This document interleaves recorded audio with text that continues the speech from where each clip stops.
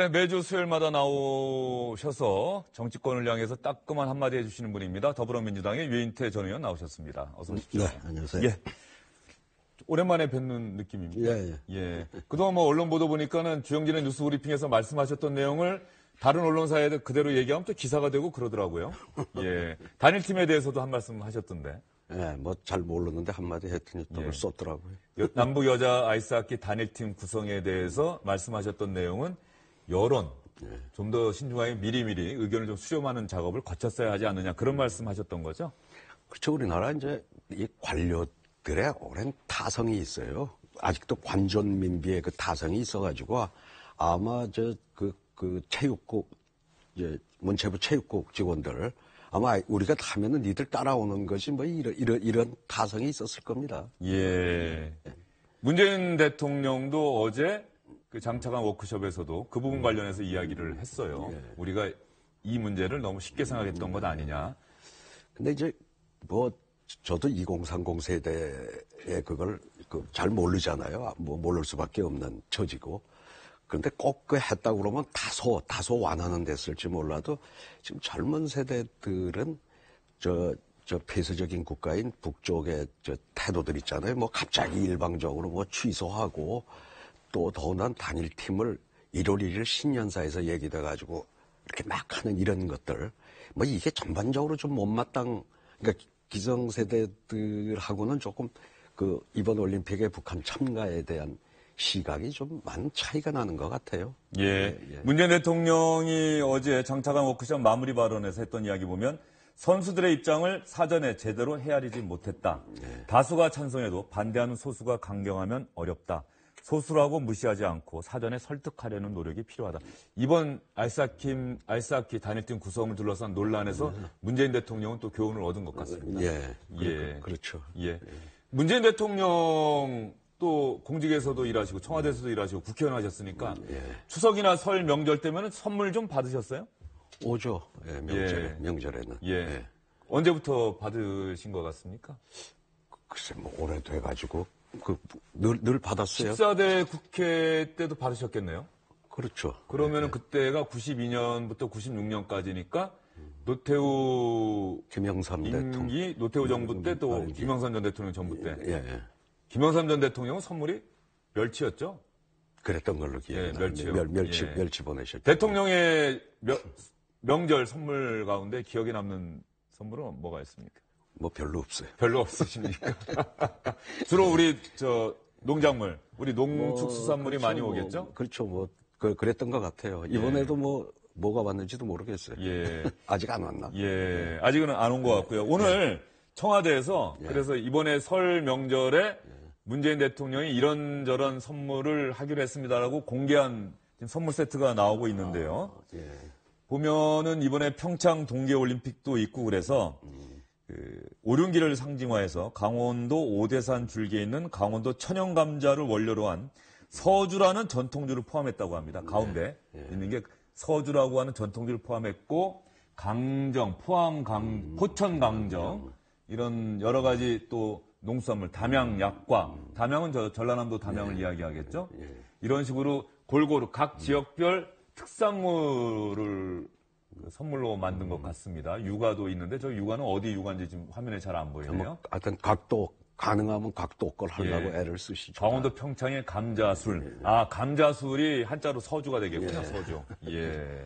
이 대통령의 선물이라고 하는 것 가만히 보면은 그때그때 대통령의 생각과 철학, 마음들이 담겨 있는 거 아니겠어요?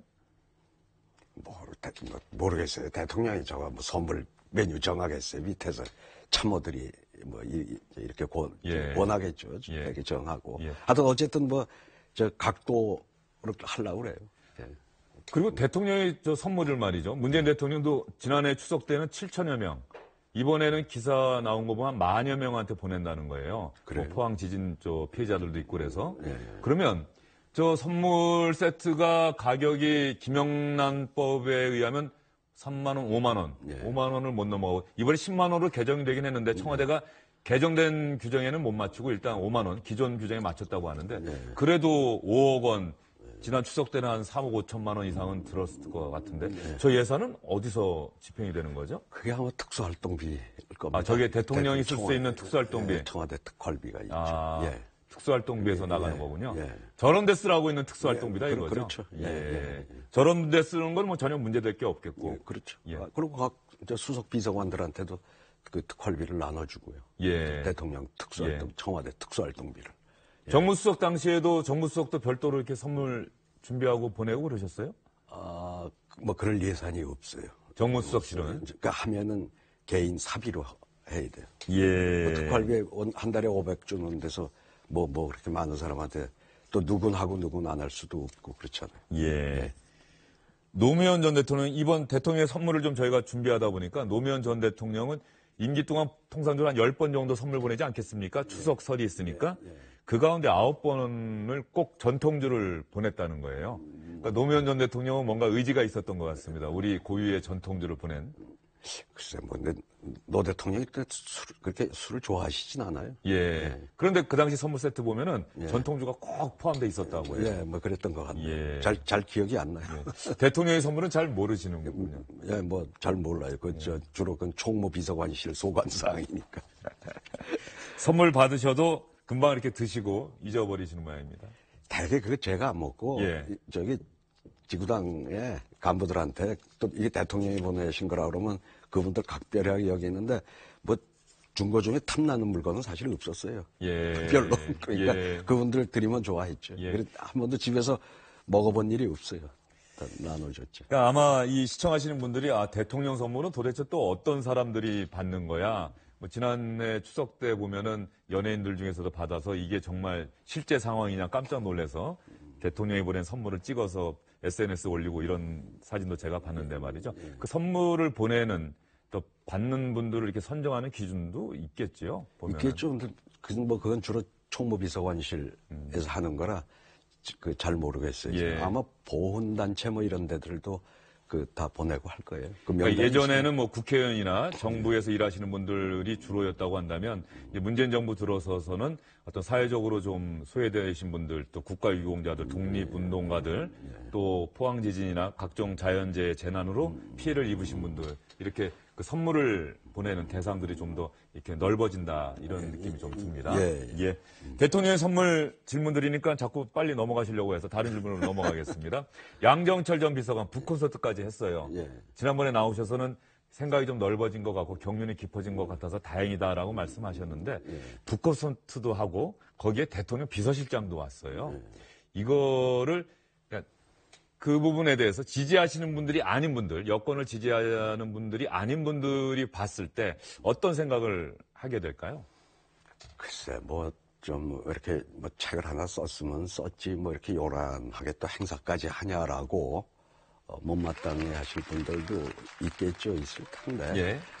어쨌든 지금 이 정권의 제일 실세라고, 뭐, 제일 공신이라고 하면서 자기 5년간 뭐, 공직도 안 맡겠다고, 뭐, 스스로 뭐, 방랑자 신세를 이렇게 처하고 나서 그 책 하나 내서 그 책 홍보도 좀 해야 될 거 아니에요. 그게 좀 팔릴 거 아니에요. 예. 뭐, 그 정도는 좀 애교로 봐줘도 되지 않나 저는 뭐 그런 생각이에요. 예.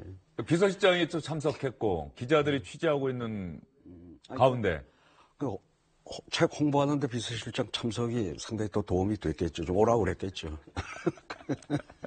뭐 관계자석이라고 뭐 하나 붙여놨다며 그 사전에 그 서로 약속이 된 거 아니겠어요? 예.